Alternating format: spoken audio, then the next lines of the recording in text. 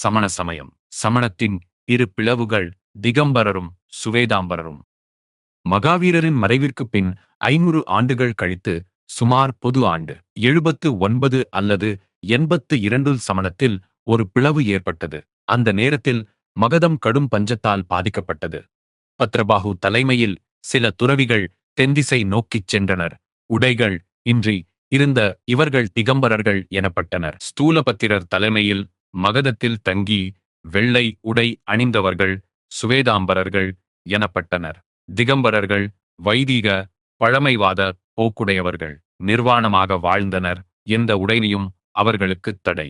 பெண்கள் நேரடியாக விடுதலை பெறவோ நிர்வாண நிலை அடையவோ முடியாது என திகம்பரர் நம்பினர். மறுபக்கம் சுவேதாம்பரர்கள் முற்போக்கானர்கள். வெள்ளை ஆடை அணிபவர்கள். ரஜோகரணா கம்பளி நூல்களைக் கொண்ட சிறிய துடைப்பம், பிச்சை பாத்திரம், புத்தகம் ஆகியவை வைத்துக் கொள்ள அனுமதிக்கப்படுகின்றனர். ஆண்களைப் போலவே பெண்களும் விடுதலை பெற சமமான தகுதி உண்டு என சுவேதாம்பரர்கள் நம்புகின்றனர்.